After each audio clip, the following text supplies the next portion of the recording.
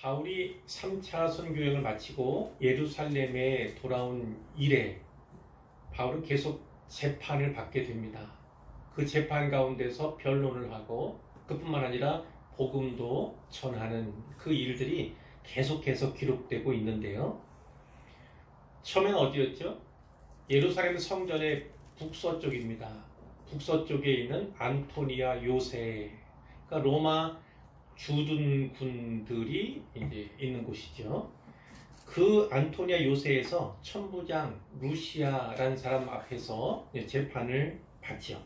거기에서 나는 로마 시민이다, 이렇게 자기가 로마 시민을 밝힌 적이 있습니다. 또 가이사랴에 위치한 총독 공관에서는 총독인 벨릭스 앞에서 신문을 받았습니다. 자, 그 결과가 어땠습니까? 둘 다 무죄였어요. 무죄 판결을 받았습니다. 그러나 총독 벨릭스는 2년 동안 바울을 구류해 둡니다. 2년 후에 후임 총독 베스도지요. 그 베스도가 부임하기 전까지 2년 동안 그 바울을 구류해 둔 것이 지난 성경 기록에 있었고요. 그 이유가 무엇이었는고 하니까 24장 27절에 따르면 벨릭스가 유대인의 마음을 얻고자 하여, 죄가 있어서가 아닙니다. 무죄한 줄 알았어요. 그런데 불구하고 풀어주질 않는 겁니다. 왜 그러냐면 유대인들이 또 대제사장을 비롯해서 습관적으로 고소해 왔는데 그냥 풀어주면 그들의 마음이 떠나지 않을까. 자기가 다스려야 하는 백성인데, 자기가 또 재판해야 되는 그런 사람들인데 그 마음을 얻고자 하는 것이 너무나 컸다는 것을 우리가 알 수가 있습니다.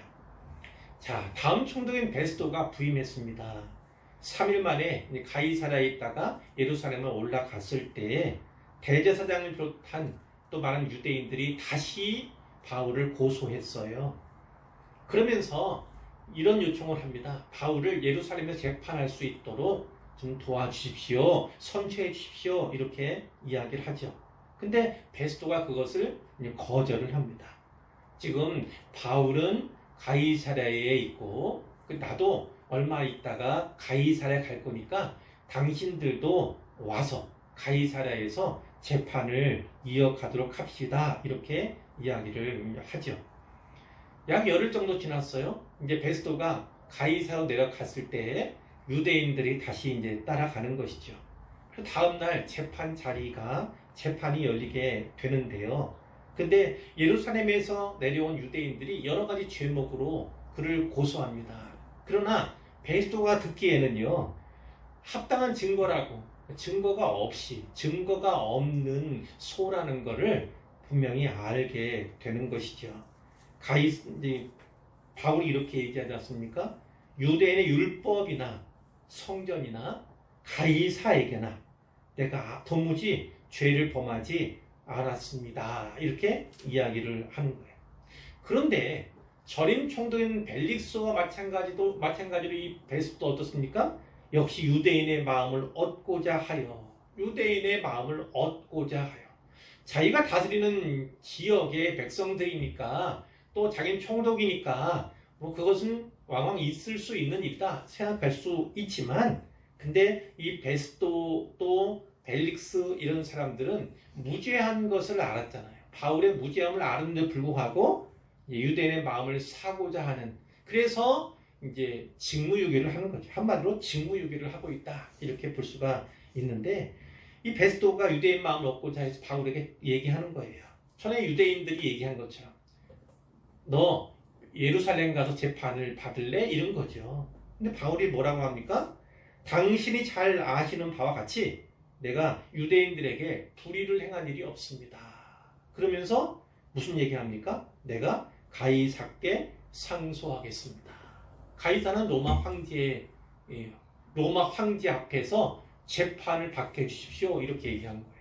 바울은 로마 시민이에요. 로마 시민이 이렇게 가이사 앞에서 재판받기를 상소했으니까 사실 구실이 없는 거지요. 이제 더 이상 재판할 수 있는 권한도 없고 재판이 불필요해졌다, 이렇게도 볼 수 있는 거고, 구금 상태로 있다가 이제 로마 황제 앞에 서게 될 그 날을 바울이 기다리게 되는 거예요. 자, 그런데 오늘 본문 13절에 보니까 수일이 지났습니다. 며칠 후에 이 시점은 베스도가 총독이 된 지 20일 그 정도도 안 된 짧은 기간 후에요. 아그리빠 왕이 버니게와 함께, 이 버니게는 아그리빠 왕의 누이예요. 그러니까 누나입니다. 누나. 자, 베스도에게 문안하러 가이사랴에 내려온 겁니다. 여기 아그리빠 왕은 헤롯 대왕 아시죠? 헤롯 대왕의 손자, 그리고 아그리빠 1세의 아들입니다. 그러니까 이 가족 관계를 좀 살펴보면 전임 총독 벨릭스의 아내가 드루실라였어요. 그 드루실라의 오라버니가 아그리빠 왕인 거고 큰언니가 버니게였던 거예요. 그러니까 버니게가 아마 장녀였던 것 같고요. 그리고 그 동생이 아그리빠 왕, 그리고 드루실라, 이렇게 가족관계가 형성되어 있음을 우리가 유추해 볼 수가 있는 것인데요. 자, 여러 날 후에 베스도가 이 아그리빠 왕에게 이런 얘기를 한 겁니다. 여기에는 바울의 일, 그러니까 바울에 관한 사건으로 이제 왕에게 이 얘기를 하게 된 거예요. 전임 총독인 벨릭스가 한 사람을 구류해 뒀습니다. 내가 예루살렘에 있을 때 유대인의 대제사장들과 장로들이 그를 고소하기에 내가 피고가 원고들 앞에서 고소사건에 대해 변명할 기회가 있기 전에 내주는 것은 무슨 얘기예요? 공정한 재판을 받지 않고 내주면 안 된다. 로마 사람의 법이, 로마 법이 그렇다. 이렇게 얘기를 했습니다. 이게 뭐 하는 겁니까? 자기가 법치주의에 얼마나 충실한 사람인가, 그것을 나름 자랑하고 있는 거예요. 자, 그래서 그들이, 유대인들이 나와 함께 가이사랴에 오게 됐는데 내가 지체하지 않고 이튿날 재판 자리를 열었습니다. 그런데 원고들이 죄에 지목하면서 그를 정죄하기를 바랬는데 내가 보니 악행의 행위가 하나도 없었습니다. 그들이 주장하는 건 이랬습니다. 19절에 자기들의 종교, 유대교에 관한 일입니다.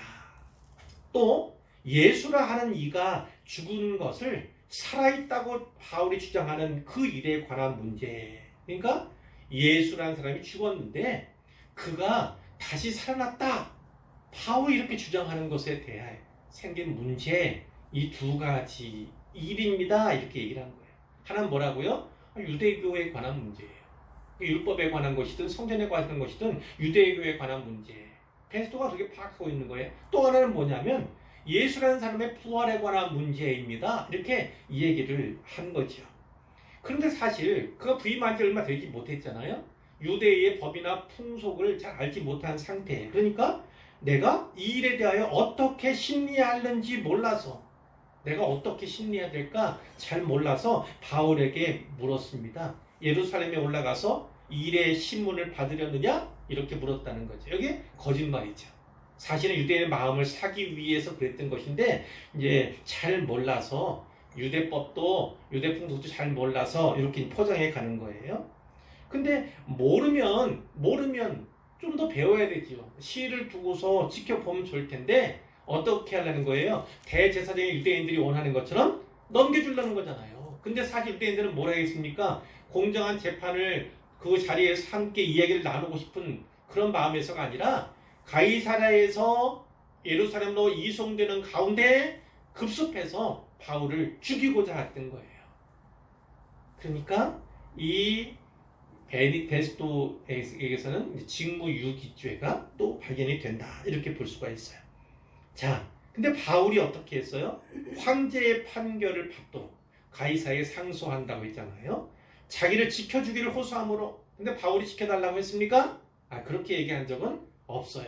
왜냐하면 바울은 하나님이 지켜주실 것을 알았습니다. 내가 죄수의 몸, 그리고 이 감옥에 있지만 하나님께 로마에 보내주실 것을, 거기에서도 주님을 증거해야 된다는 것을 너무나 잘 알았기 때문에 자기를 지켜달라 얘기한 적이 없어요. 그런데 이제 거짓말을 또 하고 있다. 그러니까 이 벨릭스도 그렇고 베스트도 그렇고 직무유기 어떤 그 총독이면 총독답게 물론 로마인이지만 이렇게 해야 되는데 그렇지 못한 부분들이 너무나 많다. 자기 자랑하거나 혹은 거짓말을 일삼는 자들임을 우리가 보게 되는 것이죠. 그러니까 진리를 택하는 자들이 아니라 실리를 택하는 자들이 바로 그 총독들이었음을 우리가 보게 됩니다. 자, 22절입니다. 아그리빠가 베스토에게 얘기합니다. 나도 그 사람의 말을 들어보겠소 얘기를 한 거죠. 그러니까 베스토가 그 다음 날 다시 자리를 마련하게 된 거예요. 그 이튿날이 되었습니다. 아그리빠. 이 장면에서는요, 아그리빠가 제일 지위가 높은 사람이에요. 이 아그리빠와 버니게가 크게 위엄을 갖추고 와서, 위엄을 갖추고 왔다는 건 성장을 했다는 거죠. 이제 잘 차려입었다는 그 얘기예요. 그러니까 이것은 사적인 자리가 아니라 공적인 자리다, 재판 자리다 라는 것을 우리에게 알려주는 대목이죠. 거기에 이들만 아니라 천부장들, 로마 병사들이에요. 그리고 시중에 높은 사람들, 뭐 고관 대작들이라고 할 수 있겠죠. 이런 사람들이 함께 접견 장소에 들어왔어요. 이제 베스도가 그 자리에서 이야기합니다. 아그리빠 왕과 여기 같이 있는 여러분, 당신들이 보는 이 사람 바울은 유대의 모든 무리가 살려두지 못할 사람, 죽여달라고 하는 사람입니다. 그렇게 예루살렘에서도 또 이곳 가이사랴에서도 내게 청원을 했는데 내가 살펴보니 죽일 죄를 범한 일이 없더이다. 그는 무죄한 듯합니다. 이렇게 얘기해요. 그가 황제에게 상소했기 때문에 이제 로마로 보내려 합니다. 그런데 26절에 보니까 그에 대해서 황제께 확실한 사실을 알아낼 것이 없으므로 신문한 후 상소할 자료가 있을까 하여 이거예요. 이제 황제에게 보내잖아요. 가이사 앞에 보내야 되는데 문제는 거기에 기록을 하지 않습니까? 어떤 죄목으로 어떠한 죄명으로 보내야 되는데 자기가 아무리 살펴봐도 죄목도 없고 죄명이 없는 거예요. 그러니까 혹시나 이 아그리빠 왕이나 유대 사람들은 로마법을 아는 사람들이잖아요. 로마의 풍속을 아는 사람들이잖아요. 그러니까 함께 들어보면 혹시 로마 황제에게 보낼 상소의 자료 그것을 만들 수 있지 않을까. 그래서 아그리빠 왕에게 이 바울을 보이게 한 겁니다. 이렇게 이야기를 이제 한 것입니다. 자, 26장으로 갔습니다. 아그리빠가 바울에게 얘기합니다. 너를 위하여 말하기를 내게 허락하노라. 이만 네가 스스로를 변호해보라. 변론해보라. 이 얘기를 한 거예요. 바울이 얘기합니다. 아그리빠 왕이여, 유대인이 고발하는 모든 일을 오늘 당신 앞에서 변명하게 된 것을 다행히 여기나이다. 여기 다행히 이 얘기는 어떤 운이 좋다 이 뜻이기보다는요, 원래 원문에는요, 복된 기회, 복된 기회로 여깁니다. 이렇게 얘기를 하는 거예요. 그러면 이 다행이라는 것, 이 복된 기회라는 것 도대체 누구에게 복이 되는 거예요? 누구에게? 바울 입장에서는 또는 아그리빠 왕이나 그런 사람들이 생각했죠. 운 좋게 선처받을 기회를 네가 잡았다. 이렇게 생각할 수 있어요. 근데 바울은 전혀 그렇지 않았어요. 바울은 그들이 복음을 들을 수 있는 기회, 그들에게 복음을 전할 수 있는 기회로 여겼기 때문에 그 복된 기회가 여러분에게 참으로 다행입니다. 이런 의미로 지금 이야기를 하고 있는 거예요. 특히 당신이 유대인의 모든 풍속과 문제를 아심이니이다. 아그리빠 왕은 유대인이에요. 물론 피 섞인 게 있긴 하지만 유대인이라고 해도 과언은 아니죠. 그런데 그 유대인인 아그리빠 왕이니까 또 오랫동안 통치해 왔으니까 유대인의 모든 풍속 또 그 안에서 일어난 문제들을 너무 잘 알고 있을 거 아니에요. 자, 이렇게 얘기해요. 그럼 이것도 역시나 고발당한 것이 율법이고 성전에 관한 것이고 결국은 유대교에 관한 것이니까 자기가 무죄를 입증하는데 도움이 될까? 해서 이렇게 이야기해 했다 치면 그건 오해가 되는 거죠. 어떤 의미입니까? 아그리파 왕과 여기 있는 유대인들이 유대적인 배경을 갖고 있는 사람들이지 않습니까? 유대적인 배경을 갖고 있는 사람, 율법에 대해서, 성경에 대해서, 그들의 법에 대해서 뭐 알고 있잖아요. 그러니까 알고 있는 사람에게 복음을 전하면 그들이 이해할 수 있는 기회, 이해할 수 있는 가능성이 더 높아지니까 그 복음의 빛 가운데서 그들이 복음을 받아들일 수 있는 기회가 된다고 바울이 여겨서 이렇게 이야기를 한 거예요.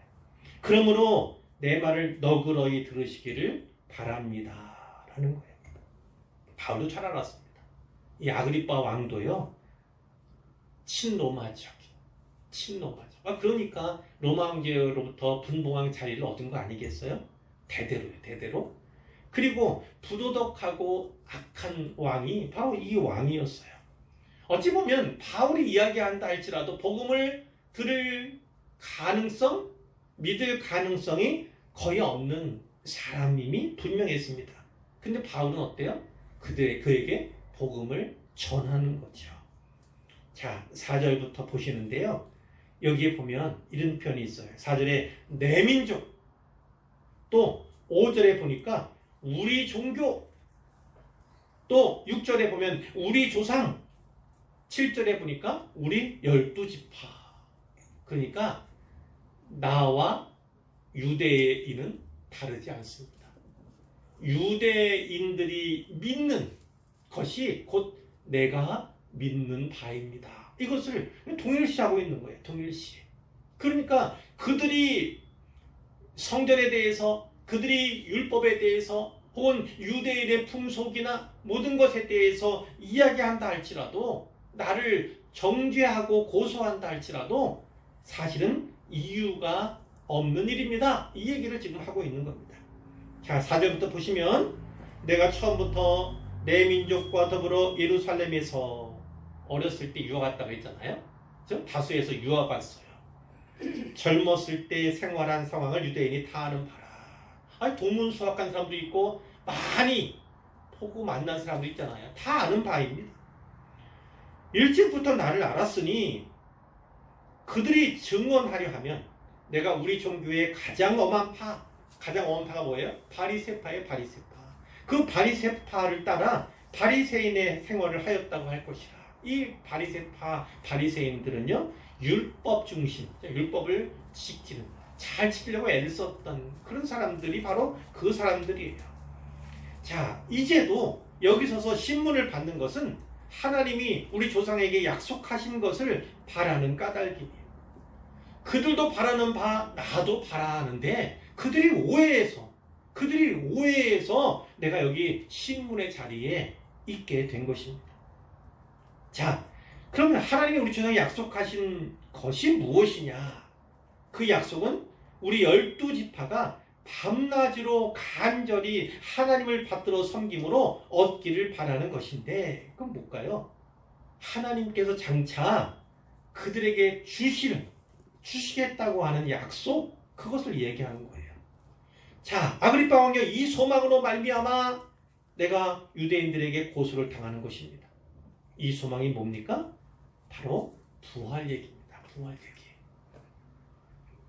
이 예루살렘 성지 순례, 이제 성경 유적지 방문하면, 지금은 다 무너져 있지만 위치는 있잖아요. 그 시온산 언덕에 이제 황금돔으로 이제 지어진 그 이슬람의 유적지도 있지만, 그 자리가 바로 성전터예요. 성전터.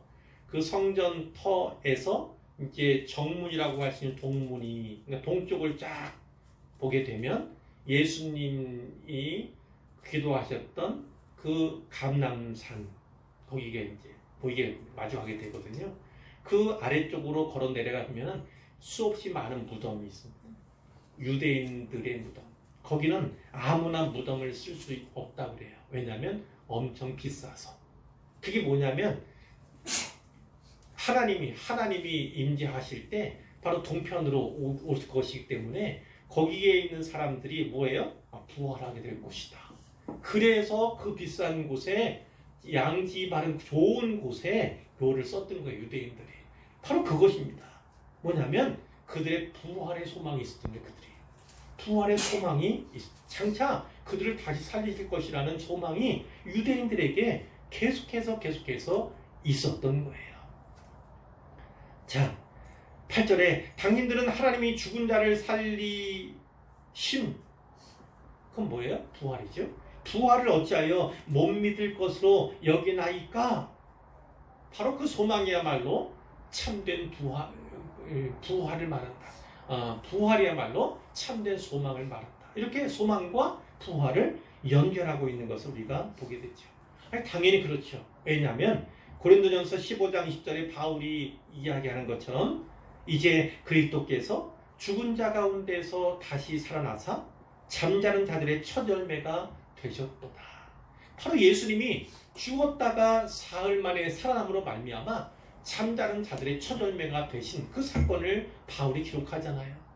그 신학적으로 정리하잖아요. 바로 그렇습니다. 바로 부활의 첫 열매가 예수님이시기 때문에 그 그리스도를 여기서 얘기할 수밖에 없는 것이죠.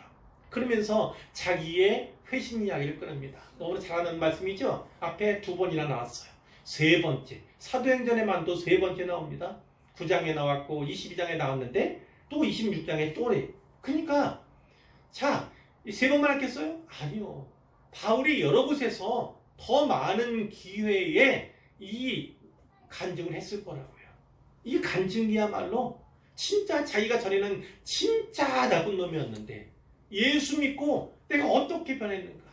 전에는 예수 믿는 사람들을 박해하고 핍박하던 자였는데 이제는 핍박자가 아니라 박해자가 아니라 오히려 복음을 전하는, 예수를 전하는 자가 되었다는 뚜렷한 증거가 자기의 삶의 경험 가운데 있지 않습니까?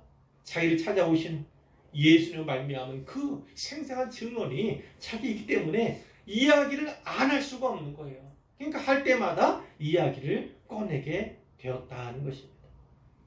자, 그가 어떤 마음이었습니까? 나사렛 예수 이름을 대적하여 예수 믿는 사람들을 잡아 가두려고 했던 거예요. 많은 일을 행해야 할 줄로 스스로 생각했다. 자기가 하나님에 대해서 열심을 가했다는 거예요. 하나님을 위해서 예수 믿는 자들을 다 잡아 넣어야겠다. 이랬다는 거예요. 그래서 대제사장으로부터 공문을, 추천장이겠죠. 권한장이에요. 그것을 받아 가지고 어디로 갔습니까? 다메섹으로 가는 길이었습니다. 다메섹에 있는 성도들 붙잡아다가 다 한마디로 이제 핍박하려고 하는 거예요. 핍박하다가. 자, 그런데 어떤 일이 있었습니까? 잘 아는 바와 같이 가는 길, 다메섹 가까운 때 정오였어요. 한낮이었어요.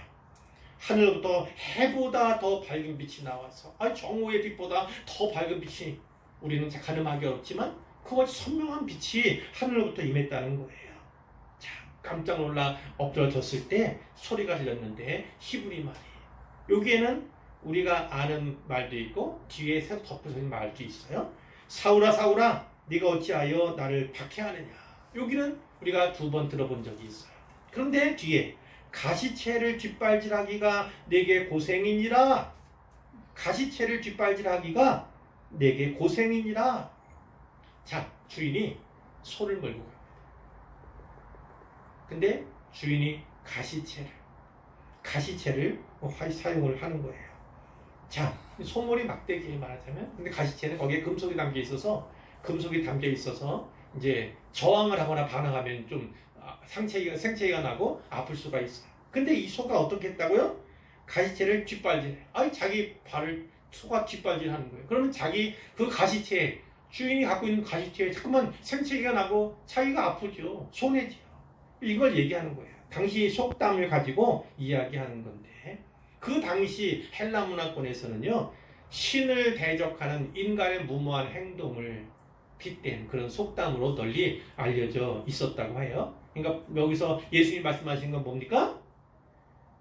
그리스도인을 대적하는 것, 그것은 곧 하나님을 대적하는 거다. 예수님 자신을 대적하는 것이다. 이렇게 예수님이 말씀하고자 하신 거예요.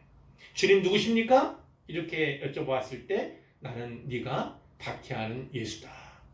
예수님을 본 적이 없을 수도 있어요. 예수님을 박해한 적은 더더욱 없는 바울이에요.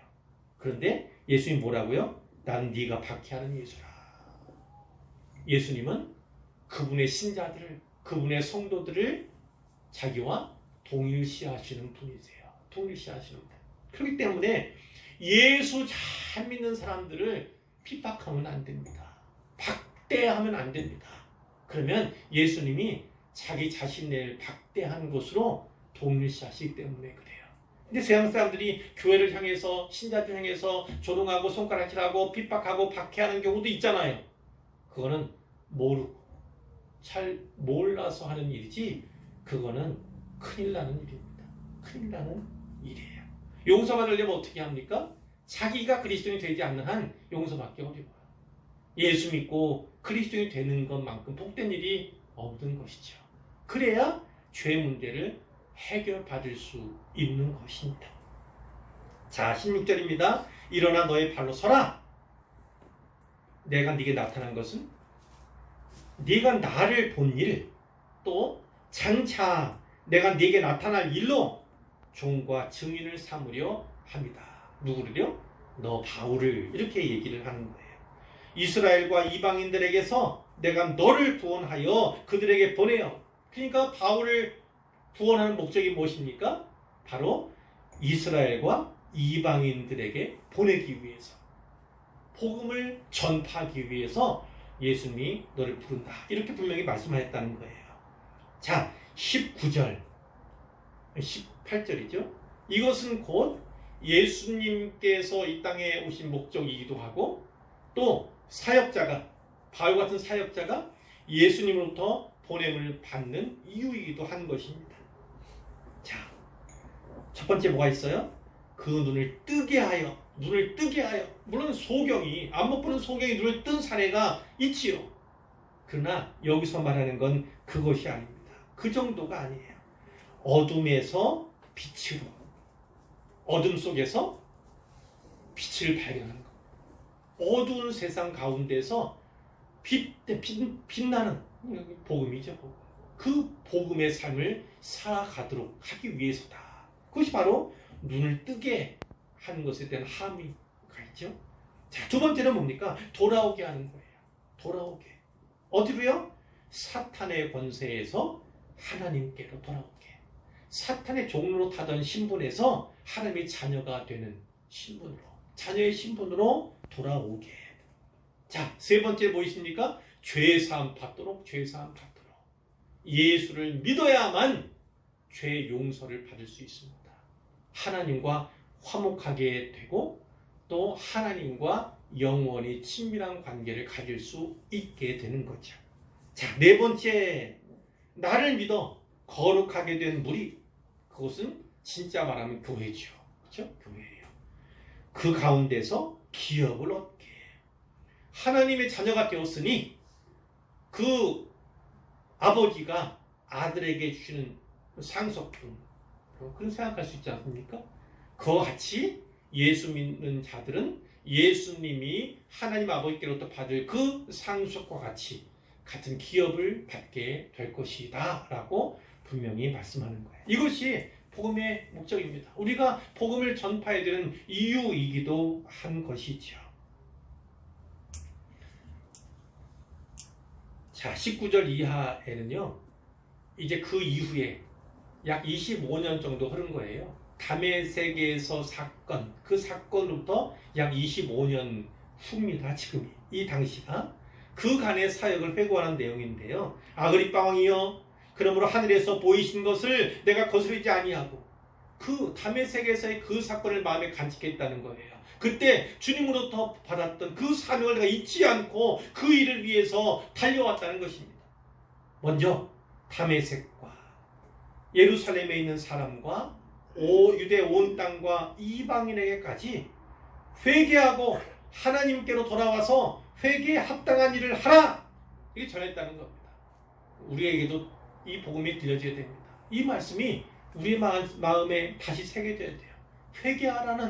회개하라는 그런 명령을. 하나님께 돌아와라. 우리는 하나님께 돌아온 사람들이에요. 그러나 무단히 하나님께 돌아가야 합니다. 방향 수정이 늘 필요합니다. 방향 수정. 잘못하면 방향이 틀어질 수 있어요. 잘못된 방향으로 나가고 있을 수도 있어요. 그러니까 항상 하나님께 돌아와야 합니다. 그리고 회개했다면 회개에 합당한 일을 해야 합니다. 회개했다면 옛 삶을, 옛 자아를 버려야 하는 것입니다. 새 사람이 되었다면 새 사람으로서 살아가야 하는데 바로 그것을 전파하는 것이죠. 자, 바로 이렇게 전하는 것 때문에 유대인들이 성전에서 나를 잡아 죽이고자 했습니다. 그러나 하나님의 도우심으로 내가 살았고 오늘까지 높고 낮은 사람 앞에서 증언하게 된 것입니다. 자, 높고 낮은 사람들 누구예요? 아그리빠 왕도 있고 앞에 두 총독도 있죠. 이렇게 증언하게 된 것입니다. 그러나 이 증언의 내용은 선지자들과 모세가 반드시 되리라고 말한 것밖에 없습니다. 선지자들, 그럼 뭐예요? 선지서 생각할 수 있죠. 선지서들에 기록된 많은 내용들, 또 모세오기에 기록된 그런 내용들, 이거 다 이미 성경에 기록된 말씀입니다. 이미 우리에게 주어진 말씀입니다. 저는 그것을 넘어선 적이 없습니다. 선지자들과 모세가 반드시 되리라고 말했던 그것을 전파했을 뿐입니다. 그 전파한 내용이 뭐라고요? 그리스도에 대한 내용입니다. 그리스도가 고난을 받고 죽은 자 가운데서 다시 살아날 것이다. 그리고 이스라엘과 이방인들에게 빛을 전할 것이다. 이 빛은 곧 구원을 말하는 거죠. 바로 이거예요. 내가 한 것은 이것밖에 없습니다. 그 성경에 기록된 그리스도를 전했고 그 성경에 기록된 그리스도의 고난과 십자가지요. 그리고 그의 부활에 대해서 증거한 것밖에 없습니다. 이것을 통해서 구원의 빛을 제시한 것인데 내가 한 것이 아닙니다. 내가 만들어낸 것이 아닙니다. 그것은 이미 온 유대인들이 다 아는 사실입니다. 이렇게 이야기를 하는 거예요. 그때 아그리빠 왕 앞에서 이렇게 증언할 때 베스도가 잠깐 개입합니다. 크게 소리를 질러요. 바울아! 네가 미쳤구나. 네가 미쳤구나. 이렇게 얘기를 하는 거죠. 네 학문이, 네 많은 학문이 너를 미치게 한다. 조목조목 이야기를 보니까 이 학문이 보통이 아니네. 그거를 베스도 알게 된 거예요. 그래서 학문 얘기를 한 겁니다. 네가 공부를 많이 하다 보니까 돌았구나. 미쳤구나. 이렇게 얘기를 하는 거예요. 자, 근데 바울이 그 베스도 딱 치고 들어온 건요. 개념치 않아요. 그냥 무시해버려요. 그러면서 뭐라고 합니까?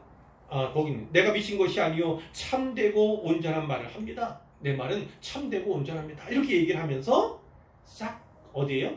다시 베스도가 아니라 아그리빠에 집중하는 걸 볼 수 있어요. 26절에 왕께서는 이 일을 아시기로. 자, 이 일을 아시기로. 당신도 유대인 아닙니까? 당신도 유대인 아닙니까? 유대인의 법에, 유대인의 풍속에 대해서 잘 아시지 않습니까? 그러니 내가 왕께 담대히 말합니다. 그러면서 아그리빠 왕이요, 선지자를 믿으시나니까? 선지자를 믿으십니까? 선지자 믿지 않는 유대인이 어디 있습니까? 물론 잘 믿지 않아서 그렇죠. 선지자들이 전한 말을 잘 믿지 않은 자들은 많이 있었지만 근데 선지자를 믿으십니까? 이렇게 선지자를 신뢰하십니까? 이런 의미로 얘기한 거예요. 그리고 그의 답을 들을 생각을 하지 않아요. 뭡니까? 믿으신 줄 압니다. 믿으시는 줄. 자기가 질문해놓고 자기가 대답한 거예요. 그러니까 이 대화는요, 완전히 누구 손에 있다? 바울 손에 있는 거예요. 바울이 주도해 나가는 거예요. 왕 앞에서 그냥 쥐락펴락 바울이 하고 있으면 우리가 보게 되는 거예요. 이 얘기를 듣고 아그리빠가 어떻게 했습니까? 바울에게 얘기합니다. 네가 적은 말로 나를 권하여 그리스도인이 되게 하려 하는도다. 바울이 원한 건 바로 이거예요. 뭘 원했어요? 그가 예수 믿고 구원받기를. 그도 예수 믿어 그리스도인이 되기를 원했던 거예요. 그걸 너무나 잘한 거예요. 그런데 받아들입니까? 아니요. 받아들이지 않죠. 자, 29절입니다. 바울이 얘기해요. 말이 적으나 많으나. 이게 적은 말로 이렇게 얘기했잖아요. 아그리빠가. 그러니까 받은 거예요. 말이 적으나 많으나 당신뿐만 아니라 오늘 내 말을 듣는 모든 사람도 다 제가 이렇게 결박된 것 외에는 나와 같이 되기를 하나님께 원합니다. 결박된 것은 바울에게도 좋은 기억은 아닌 거예요. 그렇죠? 추억은 또 아닌 거예요. 아니, 결박된다는 건 재판장 앞에 서게 된다는 그것이 즐거운 사람이 어디 있겠어요. 그러니까 당신들도 내가 결박된 것 이거 빼고는 다 나처럼 되기를 원합니다. 그건 무엇입니까? 예수 믿고 구원받기를 원합니다. 복음에 사로잡혀서 하나님의 사람이 되기를 원합니다. 이 얘기를 착 한 거죠. 그랬더니 이제 끝이에요. 왕도 총독도 번이게도 함께 있는 사람들이 다 일어났어요. 이제 재판이 끝난 거다는 거죠. 그들이 서로 얘기를 하는 거예요. 들어보니까 이 사람은 사형받거나 결박을 당한 일을 한 적이 없는 것 같아. 모두가 이구동성으로 이렇게 판단했다는 거예요. 그러니까 아그리빠가 총독 베스토에게 얘기합니다. 만일 이 사람이 가이사에게 상소하지 아니하였더라면 석방될 수 있을 뻔하였다. 놔줄 수도 있는데 가이사에게 상소했으니 로마 법정까지 가야 된다. 이 얘기를 하는 거예요. 이걸 다른 말로 좀 비틀어서 얘기하면 이겁니다. 만일 바울이 가이사에게 상소한 그 상소를 취하한다면 석방될 수 있다는 거예요. 여기서. 근데 바울이 그렇게 할까요? 바울은 그렇게 하지 않지만 그렇게 하려고 하지도 않았을 거예요. 왜냐하면 그는 로마에 가야 하고, 특히 예루살렘에 증언한 것처럼 로마 황제 앞에서도 증언하여야 되기 때문에 거짓 성령께서 자기를 붙잡아 그를 이끌고 가시는 이유이기 때문에 자기는 그 이유에 갇힌, 그 숙명에 갇힌 자임을 너무나 잘 알기 때문에 바울은 결코 그렇게 하지 않는다라는 것이죠. 자, 오늘 본문이 여기까지인데요. 이 말씀으로 이제 짧은 결론으로 나아가 보도록 하겠어요. 지난 시간에도 2년 동안 벨릭스 총독이 바울을 구류해 둔 것에 대해서 그렇죠?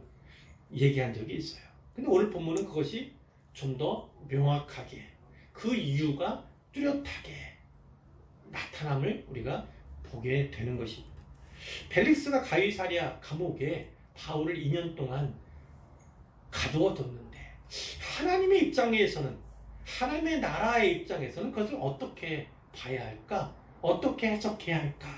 그것을 오늘 본문이 좀 더 명확하게 보여준다는 거죠. 아니, 사람의 일을 너무 안타깝지 않습니까? 무지한데, 죄가 없음을 뻔히 아는데 2년 동안 감옥에 둔다? 얼마나 억울한 일입니까? 얼마나 억울한 일이에요. 그런데 하나님은 그 억울해 보이는 2년 동안 무엇을 하길 원하시는가? 그 2년이 과연 바울에게 또 하나님께는 어떤 의미가 있는 걸까? 그것을 우리가 보기를 원한다는 거예요. 바울은 이 권력자들의 어떤 허세, 직무유기, 희생자가 된 듯 보여요. 그러나 여기서 우리는 기회를 발견할 수 있습니다.